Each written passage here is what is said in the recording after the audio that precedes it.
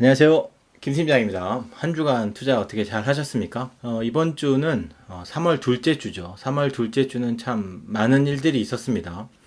러시아와 우크라이나의 전쟁 지속적으로 하고 있었고, 이게 좀 협상이 타결되어 갈 것 같은 얘기도 있고, 또 기대를 하고 나서 지켜보고 나면 또 양측의 의견이 너무 엇갈린다 이런 이야기들도 있고, 투자를 하는 사람들 입장에서는 이런 전쟁과 같은 안 좋은 이야기들과 또 전쟁이 끝날 것 같다는 희망적인 이야기들과 투자에 있어서 악재와 호재는 항상 공존하기도 하고 내가 어떤 것을 믿느냐에 따라서 투자의 방향을 결정짓기도 하고 이렇게 하니까 어떤 부분을 결정해야 될지는 모르겠지만 대외적인 변수는 언제나 있다. 이런 변수를 어떻게 우리가 헤쳐나가게 되고 어떤 기준에 의해서 투자를 하게 되느냐 이런 것들은 시간이 지나면서 그리고 대외 변수가 변하면서 지속적으로 우리에게 다가오는 숙제가 아닌가 싶습니다. 대외적인 변수는 이제 전쟁과 또 연준의 금리 관련된 이야기들 아직 불확실성이 있죠.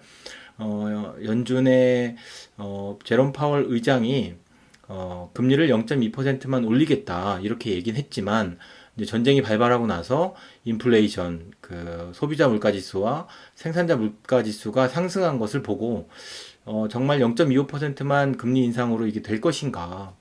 미국의 금리를 결정짓는 연방준비위원회 사람들은 전 세계의 경제, 특히 미국의 경제에 있어서는 전문가적인 의견을 갖고 있는 사람들이죠.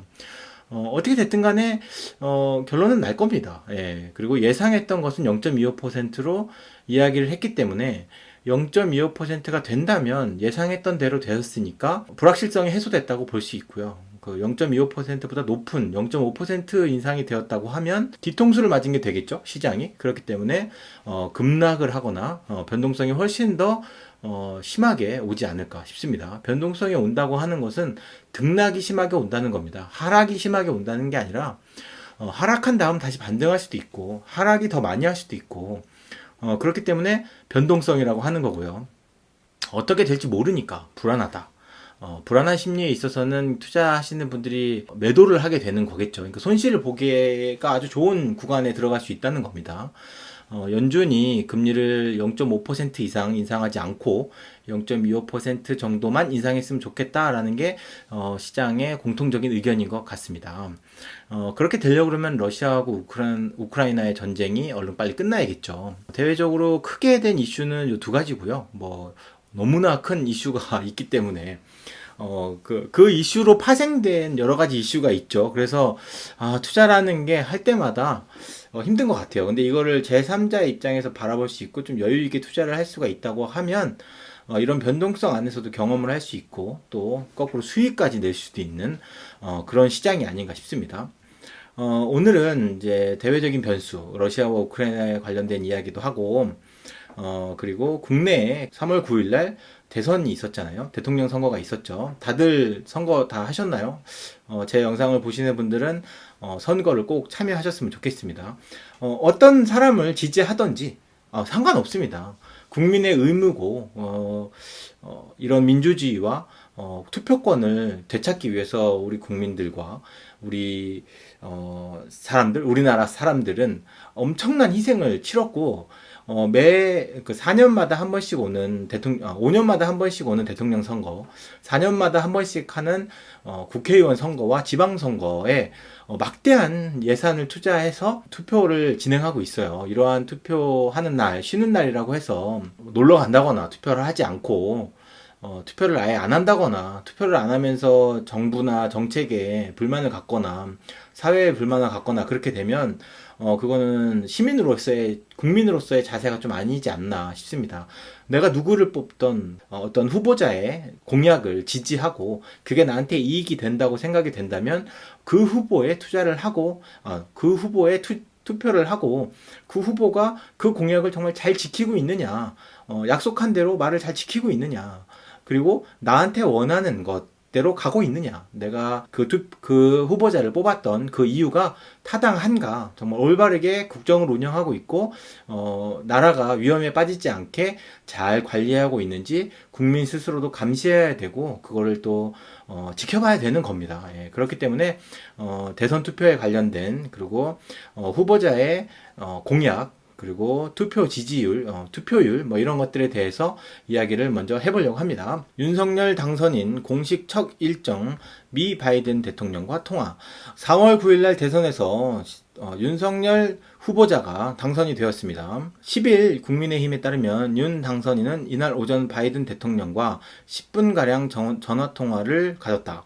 예정됐던 국립서울현충원 방문 전에 이루어진 통화로 국회에서 당선 수락 인사를 한 지 약 5시간 만에 성사됐다. 당초 오는 11일에 예정된 통화였지만 미국 측 요청으로 이날 오전에 통화가 이루어졌다.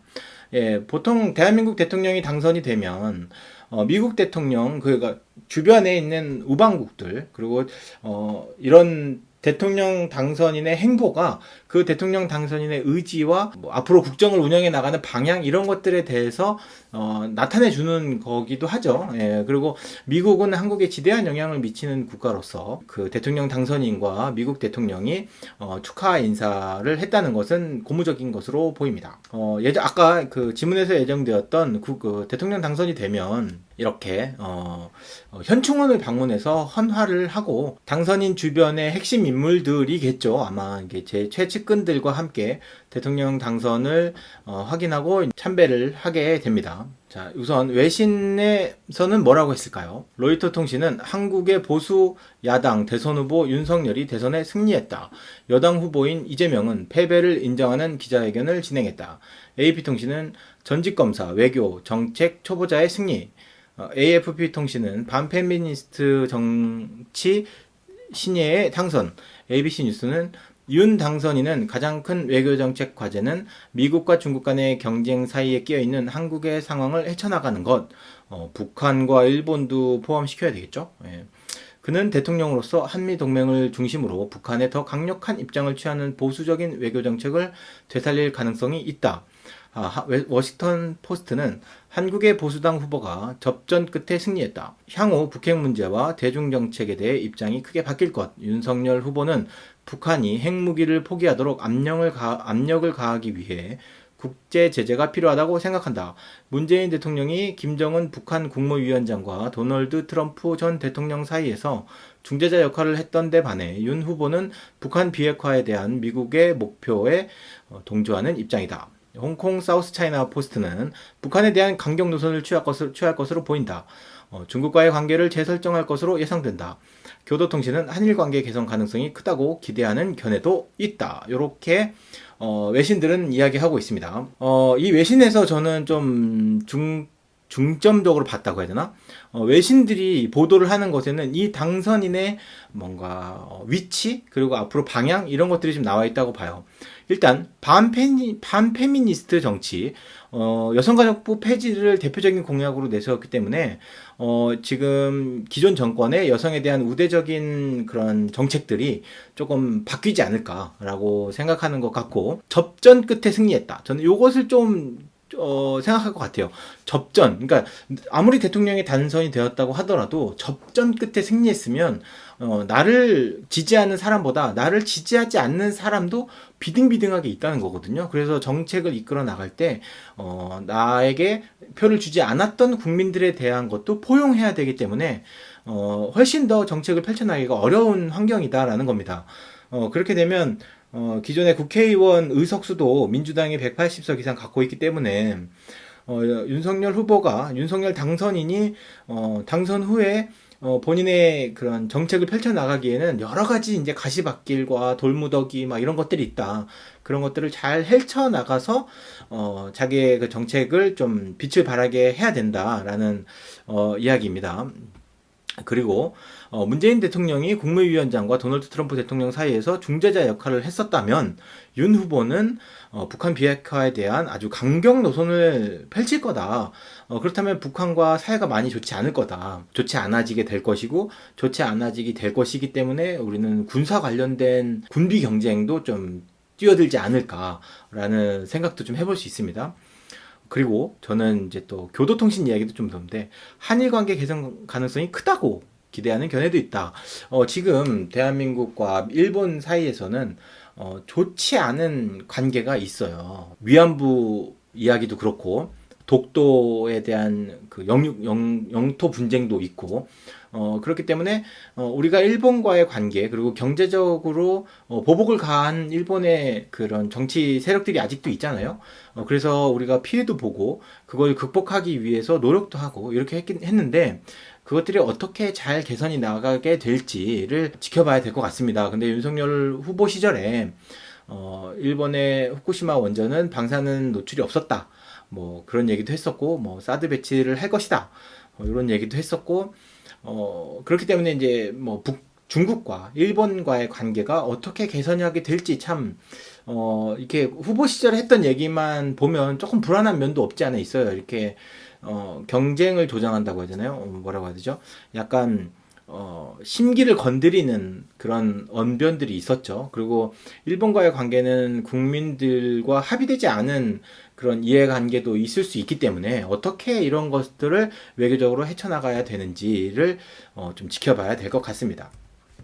예, 역대 대선들 중에 윤석열 후보가 되게 굉장히 접점으로 승리를 했어요. 이게 엄청 부담스럽거든요. 문재인 정부 같은 경우에는 아주 압도적인 승리를 했기 때문에 국회의원 선거 때에도 압도적으로 180석이라는 의석수를 가져간 국정을 운영할 수 있는 상황이었죠. 법을 제정할 수 있거나 국회의원들이 많기 때문에 하고 싶은 거는 다 할 수 있는 상황이었다는 거죠. 윤석열 후보는 그런 상황은 아니라는 거예요. 하고 싶다고 해서 다 마음대로 할 수가 없어요.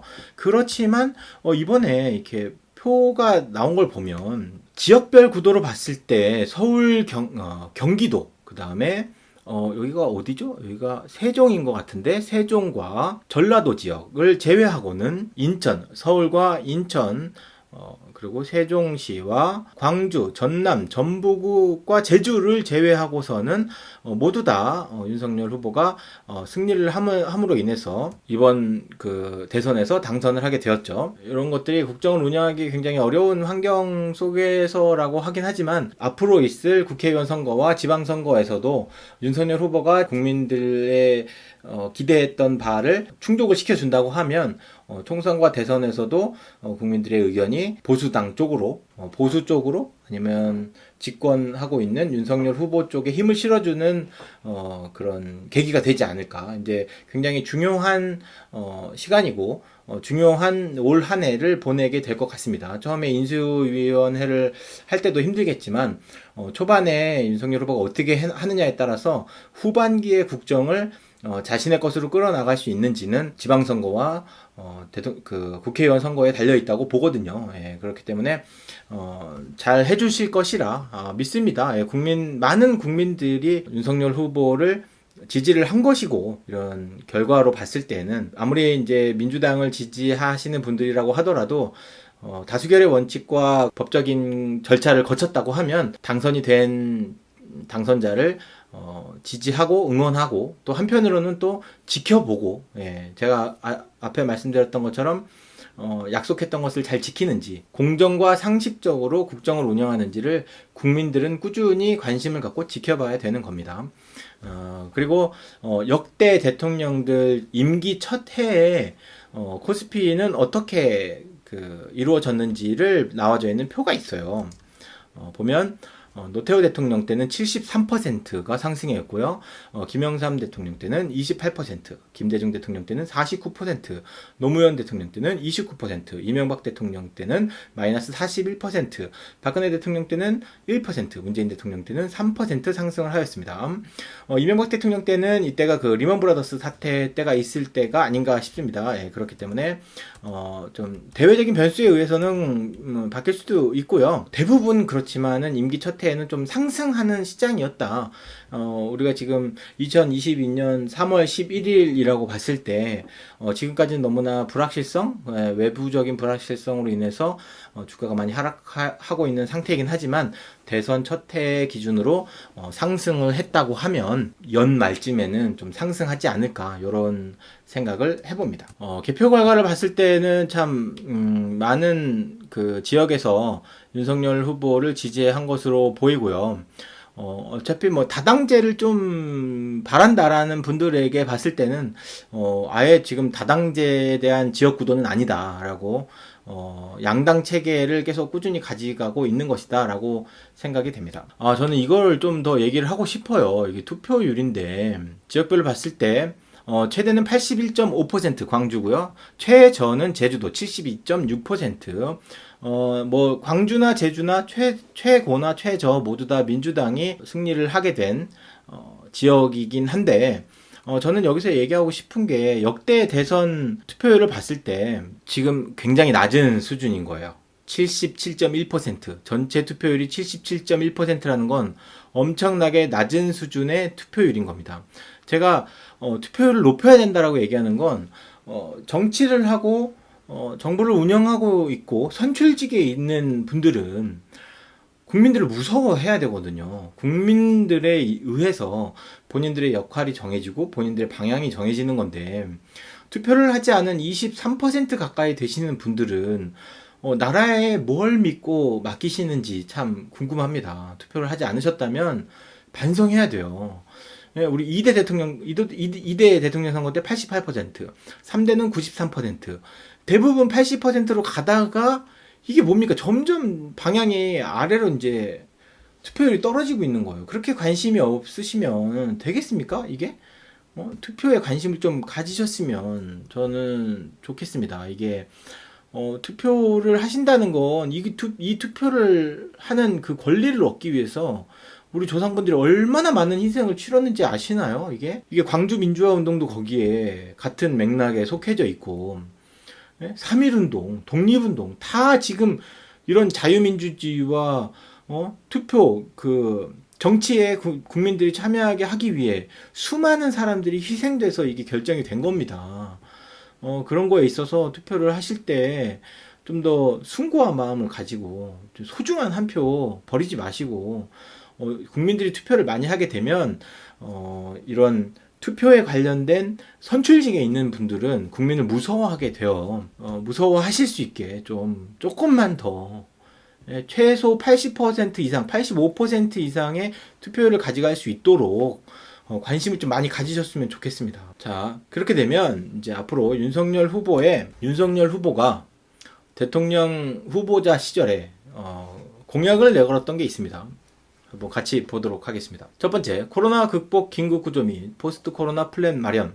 이제 코로나에 대해서 벗어나기 위한 그런 비전이겠죠. 예, 어떻게 벗어나게 될지. 이게 보수 정권에서 이번에 문재인 정권의 코로나 정책을 엄청나게 비판을 했어요. 예, 소상공인들에 대한 피해가 막심하다. 이것들을 어떻게 보상을 해줄 것이냐. 뭐 50조 얘기 나왔었죠.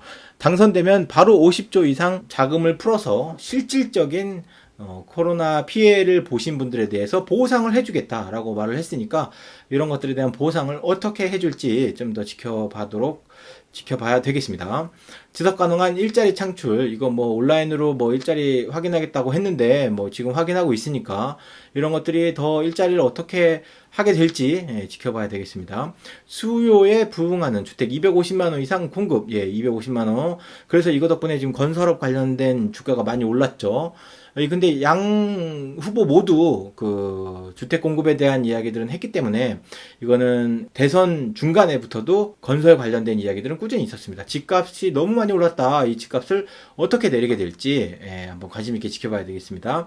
디지털 플랫폼 정부 구현 및 대통령실 개혁. 이거 대통령실 청와대에서 옮겨서 뭐 광화문으로 옮기겠다. 이게 원래 문재인 대통령도 했던 공약인데 안보상 안전상의 이유로 잘 되지 않았죠. 근데 윤석열 당선인께서는 어떻게 이것을 개혁해 나갈지 한번 보도록 하겠습니다. 과학기술 추격국가에서 원천기술 선도국가로 만들겠다. 이제 이렇게 되면 기초과학에 대한 투자를 늘리겠다. 그렇게 되면 뭐 우주과학이나 미생물과학이나 바이오과학 이런 것들에 대해서 좀 투자를 많이 하겠다. 이런 거죠. 근데 기초과학이라는 것은 뭐 1, 2년 만에 올릴 수 있는 게 아니라 10년, 20년, 30년 이상 투자를 꾸준히 해야지 되는 거기 때문에 기초적인 발판을 마련해야 된다는 것인데 어떻게 마련하게 될 것인지 좀 더 지켜보면 좋을 것 같습니다. 출산 준비부터 산후조리까지 양육까지 국가 책임 강화하겠다. 이렇게 해서 자녀 수를 늘리게 되고 인구를 증가시키게 되겠다. 예, 인구 문제가 우리나라한테 엄청나게 큰 영향을 미치는 거잖아요. 그래서 인구에 관련된 공약이 나왔는데 이렇게 해서 국민들이 육아를 많이 하게 되고 아이를 많이 낳게 되어서 여성 1인당 1명 이상의 아이를 출산할 수 있도록 되었으면 좋겠습니다. 인구라는 건 참 중요하거든요. 예. 그렇지만 국민 공감 형성 공동사회 실현이다. 예. 이게 여성가족부 폐지를 여기 이 업장에서 지금 했는데 여성가족부 폐지가 과연 국민 공감되는 공정사회를 실현하는 것이냐는 조금 더 지켜봐야 될 것 같지만 여성가족부 폐지라는 것 때문에 이렇게 20, 30대의 남성에 대한 지지를 받아서 당선이 되었다는 얘기가 많아요. 예. 그리고 그 나이가 어릴수록 진보 세력을 투표하거나 진보 세력을 지지할 수 있는 영향력이 큰데 여성가족부 폐지라는 그 SNS에 요거 딱 요 글자 올려놓고서 지지율이 갑자기 확 올라갔죠. 예, 근데 이거 그럼 꼭 지켜야 됩니다. 이거 만약에 지키지 않으면 완전히 약속을 어기는 거기 때문에 과연 이것을 어떻게 이제 진행을 해 나가게 될지 그리고 정말 국민 공감을 형성하게 될지 한번 보겠습니다. 당당한 외교, 튼튼한 안보. 정말 당당하게 외교하고 튼튼하게 안보를 한다는 얘기는 국방력을 좀 더 증진시킨다는 이야기로 보고요. 예, 국방력에 대한 투자를 좀 하지 않을까 해서 이제 방위산업 관련된 종목이 있죠. 그런 기업들에 대한 좀 수혜가 되지 않을까 싶습니다. 실현 가능한 탄소 중립과 원전 최강국 건설.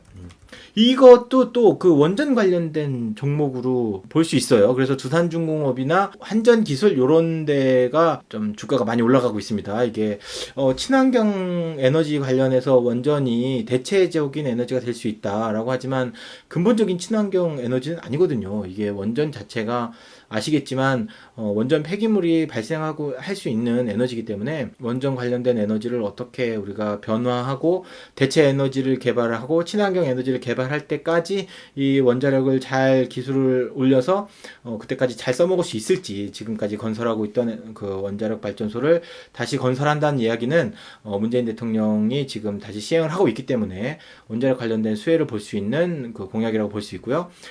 희망사다리 교육과 미래인재 육성 모두가 누리는 문화복지, 문화와 관련된 복지인데 이건 너무 좀 약간 좀 뜬구름 잡는 것 같아요. 예.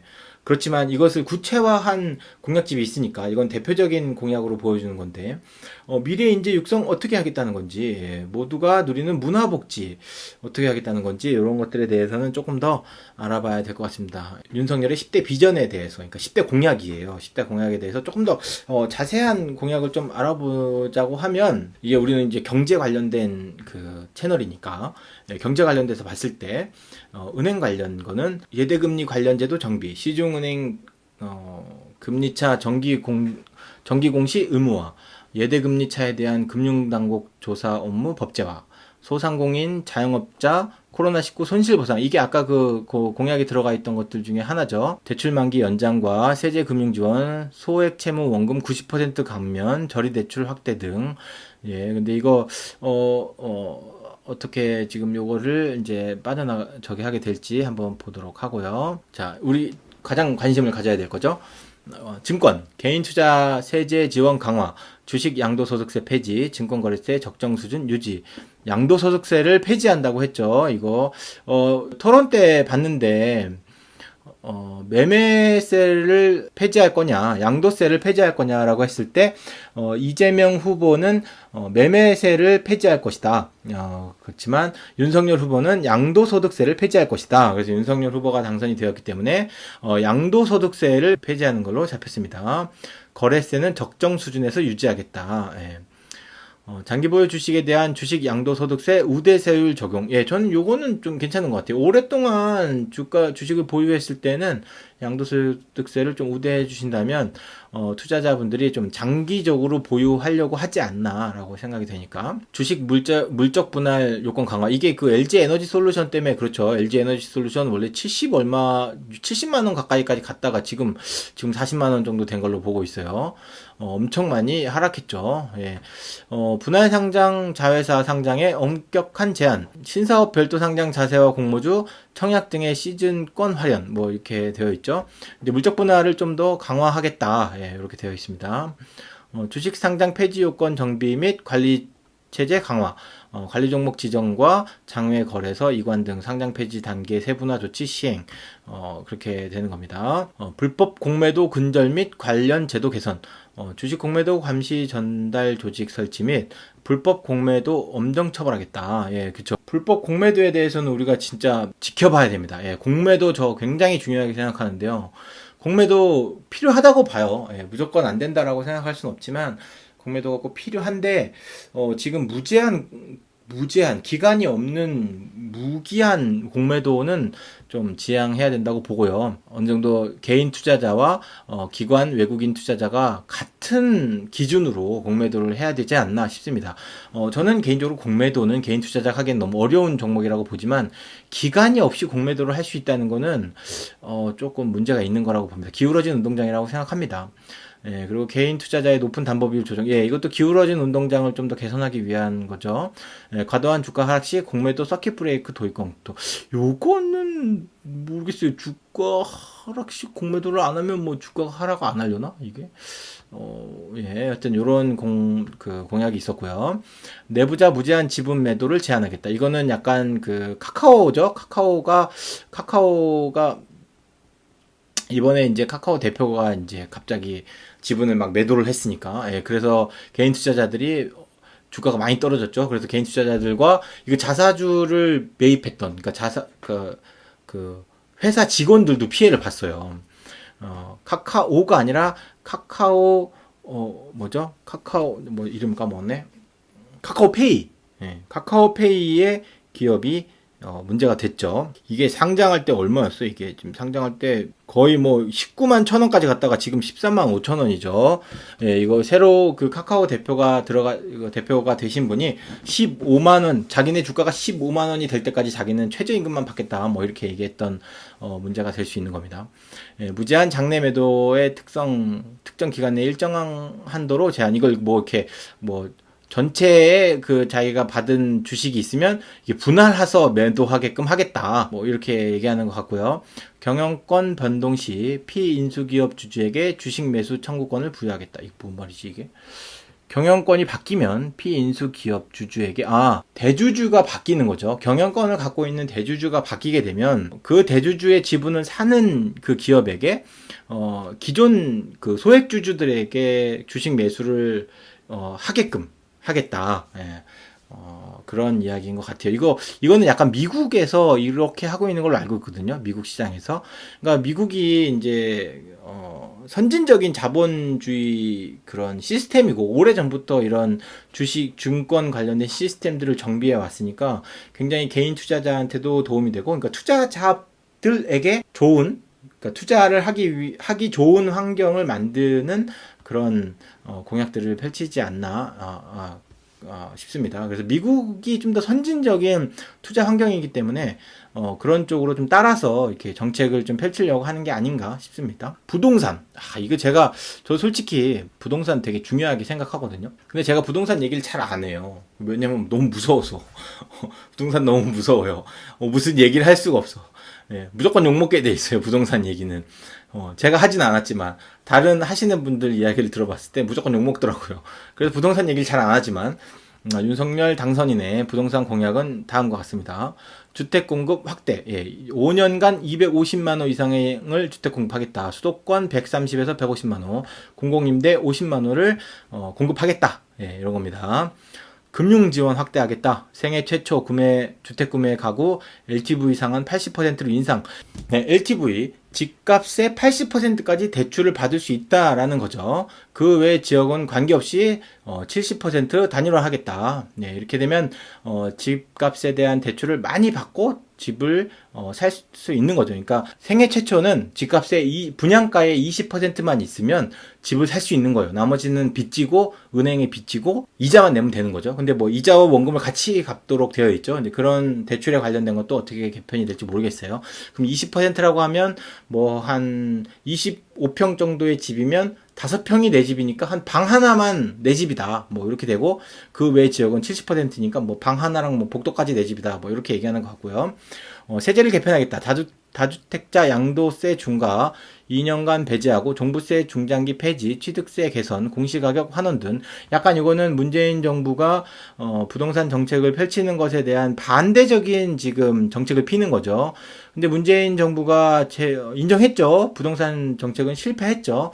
실패한 것에 대한 반대니까 집값이 정말 이걸로 인해서 좀 떨어지지는 않을까 이렇게 싶습니다.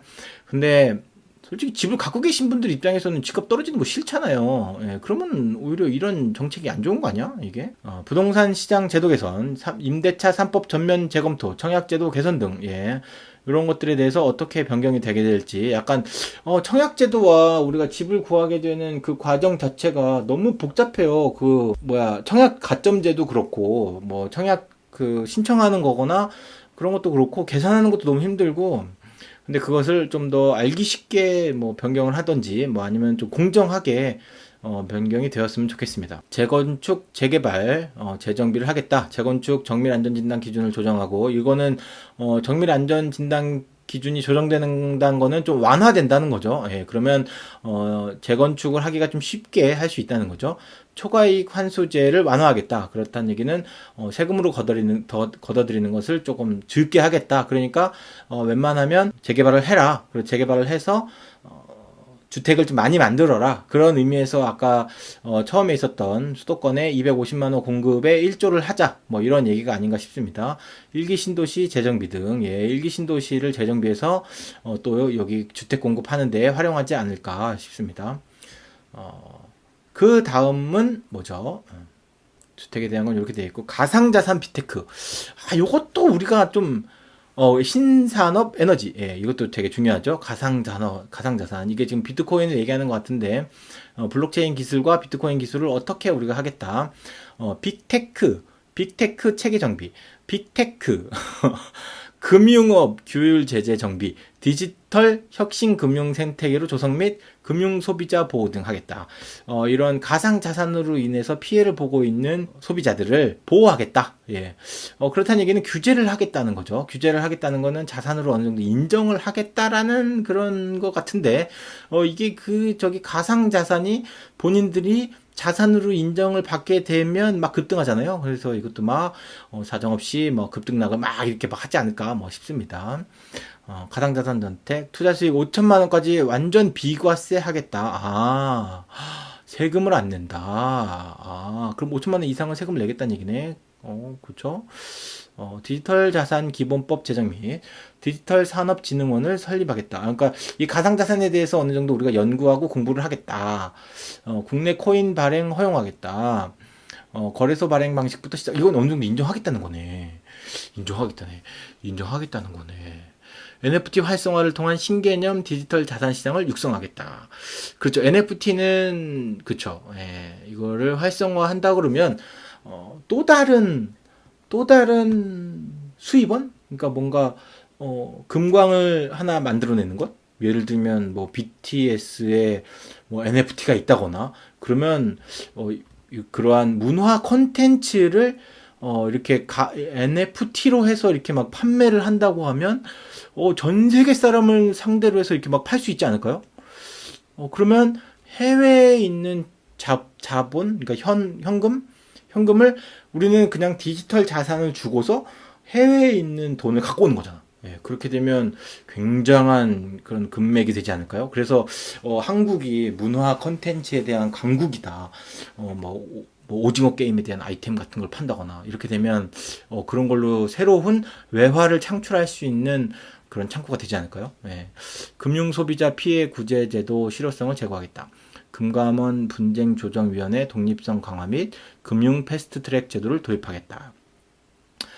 분쟁 조정회에 대한 독립성, 이거 독립성은 참 중요하다고 봐요. 예, 독립성과 서로 견제하는 것, 예, 그리고 금융 패스트트랙 제도를 도입하겠다. 예, 이런 것들을 도입해서 좀 공정한 금융 문화가 될 수 있도록 이바지했으면 좋겠습니다. 신사업, 에너지, 보험 등 신사업 벨트 조성하겠다. 예, 오성, 오창, 대덕, 세종, 익산 신사업 벨트를 조성하겠다. 약간 뭐 무슨 공단 만들겠다는 거죠, 이게.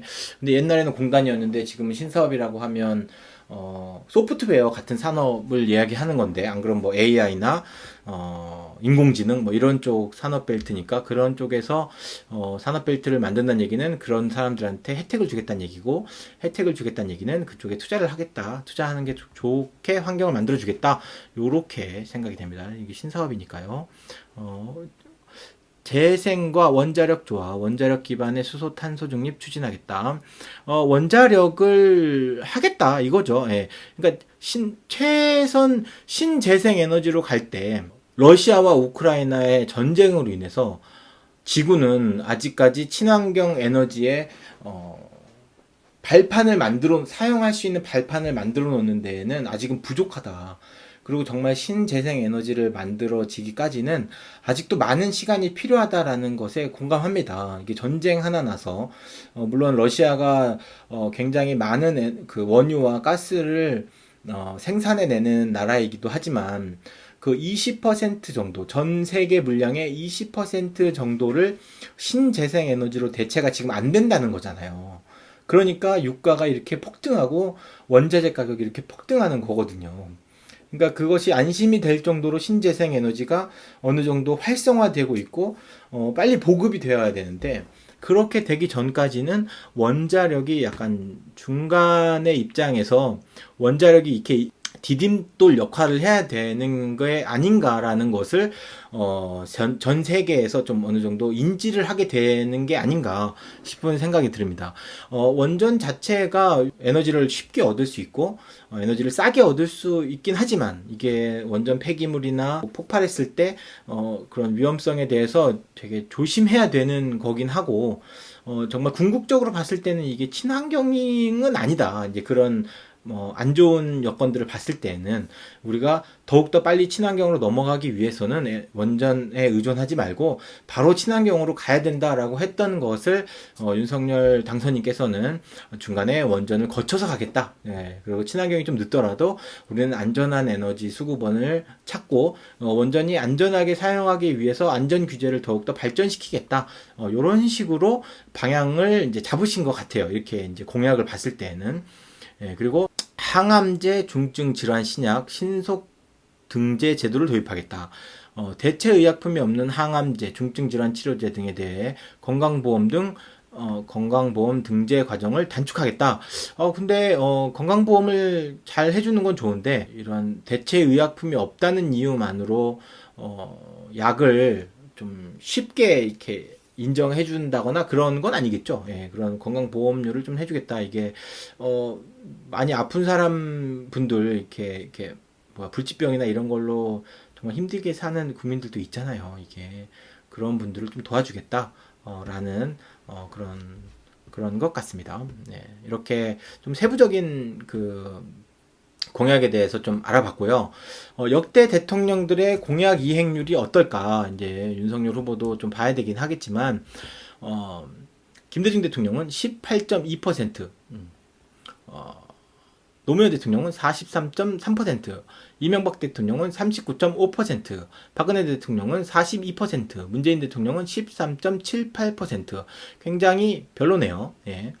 김대중 대통령, 그리고 역대 대통령들이 자기가 한 약속을 절반도 못 지켰다는 얘기예요. 이게 참 부끄럽습니다. 이게 대통령으로 당선이 되신 그 분들께서 국민과 했던 약속을 이렇게까지 지키지 않았다는 거. 특히 문재인 대통령께서 13.7%밖에 못 지켰다는 거는 참, 왜 정권이 바뀌었는지를 여기서 보면 알 수 있지 않을까.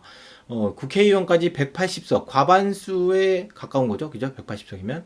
그 정도의 의석을 갖고서도 본인의 공약을 13%밖에, 15%도 못 지켰다. 역대 대통령들 중에 최저야, 최저. 네?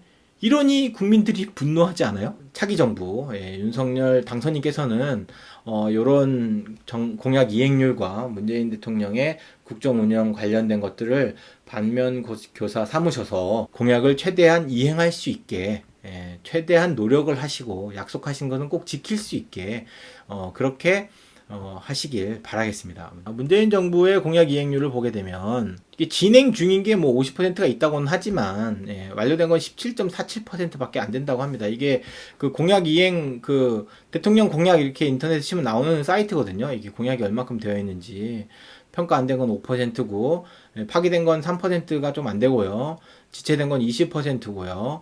진행 중인 것과 완료된 것을 다 합쳐도 뭐 70%이네요. 진행 중 이게 뭐 완료가 돼야지. 완료가 안 된 거는 문제가 있다고 봅니다. 공약 이행에 대해서는 조금 차기 정부에서도 좀 눈여겨서 보셨으면 좋겠고, 저는 이것을 계기로 해서 저희 그 당선인께서 임기 말쯤에 저희가 또 이제 평가를 할 거 아닙니까? 지금까지 앞서서 이야기했던 공약들을 어떻게 이행이 되어 나갔고, 어떤 것은 진행이 됐고, 어떤 것은 파기가 됐고, 변경이 되었는지, 국민들은 그것을 끝까지 지켜볼 겁니다. 국민들이 지켜보고 있고, 눈여겨보고 있다는 것을 아시고, 정책을 수행하시는 데 있어서, 공정하게 수행을 하시길 바라겠습니다. 네, 이렇게 공약에 대해서 좀 알아봤습니다. 대한민국의 대통령은 많은 권한을 갖고 있어요. 많은 권한을 갖고 있고 5년간 정말 많은 일을 할 수 있는 자리예요, 거기가. 그 자리에서 오직 국민을 위해서 또 나라를 위해서 국정을 운영해 주시기를 간절히 바라겠습니다.